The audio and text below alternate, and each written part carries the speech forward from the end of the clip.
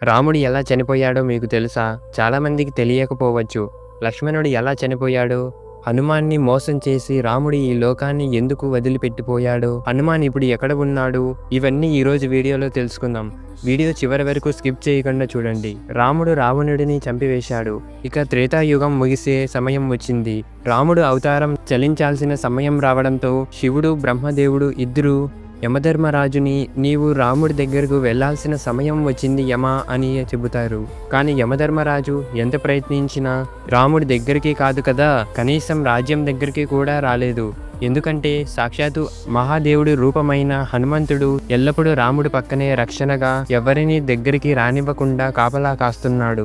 ఒకరోజు రాముడికి శివుడు కలలోకి వచ్చి నీ అవతారం చాలించే సమయం వచ్చింది రామా అని చెబుతాడు. యముడు నీ రాజ్యం బయట ఎదురు చూస్తున్నాడు, కానీ నీ ప్రాణానికి హనుమాన్ అడ్డుగా ఉన్నాడు అని అంటాడు. అప్పుడు రాముడికి అంత అర్థమయ్యి మరుసటి రోజు రాముడు సీత ఇచ్చిన తన ఉంగరాన్ని తీసుకుని ఒక రంధ్రంలోకి వేసి హనుమాన్ని పిలుస్తాడు. హనుమ, సీత ఇచ్చిన ఉంగరం పొరపాటున ఈ రంధ్రంలో పడిపోయింది. దయచేసి నువ్వు వెళ్ళిన ఉంగరాన్ని కనిపెట్టి తీసుకుని రాగలవా అని అడిగాడు. ప్రభు, అంతేనా? దీనికి మీరు నన్ను ఇంతలా అడగాల?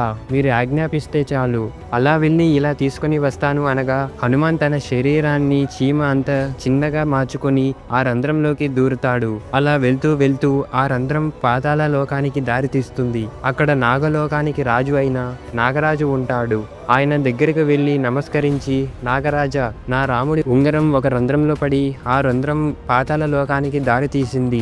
ఆ ఉంగరం ఎక్కడ ఉంది, మీకు ఏమైనా తెలుసా అని అడగగా, ఓహో, రాముడి ఉంగరమా, నాకు తెలుసు, ఇక్కడ ఉంది, నాతో రండి అని హనుమాన్ని వెంట తీసుకుని ఒక గృహలోకి తీసుకుని వెళ్తాడు.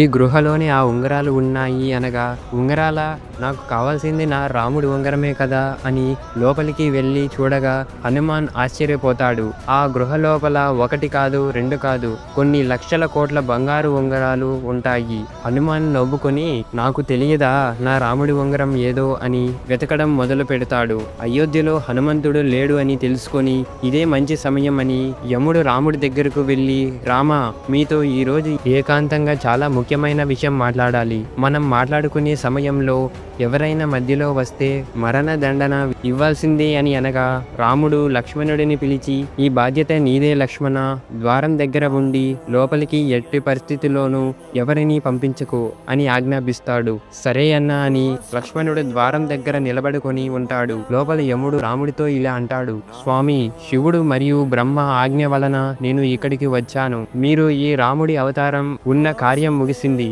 ఇక మీరు విష్ణు రూపంలోకి మారి వైకుంఠానికి రండి. లక్ష్మీదేవి మీకోసం ఎదురు చూస్తూ ఉంది అని అనగా రాముడు నవ్వుతూ సరే యమా అని అంటాడు. ఆ సమయంలోనే మహా అయిన దుర్వాస మహర్షి రాముడితో మాట్లాడడానికి అక్కడికి వస్తాడు.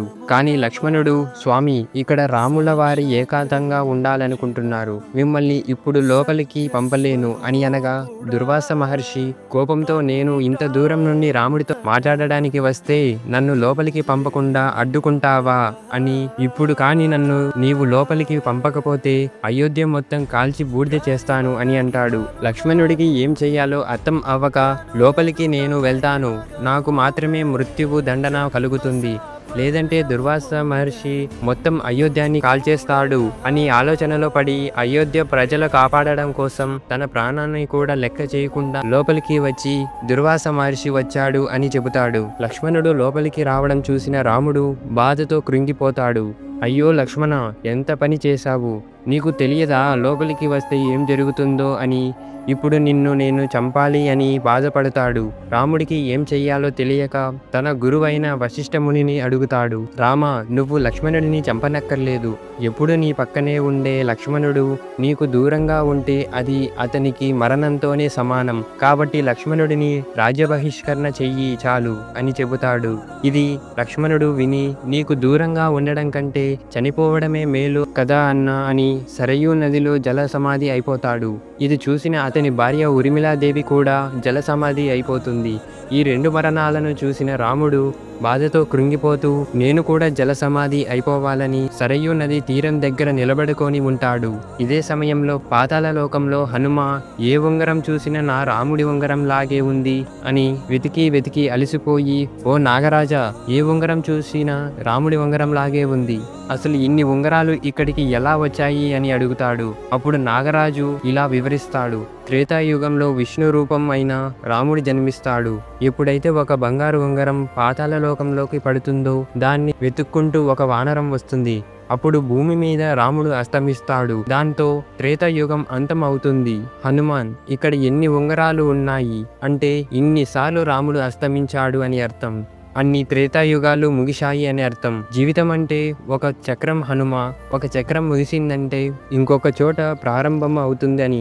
4 యుగాలు మళ్ళీ ముగుస్తాయి. మళ్ళీ త్రేతాయుగం మొదలవుతుంది. రాముడు మళ్ళీ పుడతాడు. నువ్వు కూడా మళ్ళీ పుడతావు.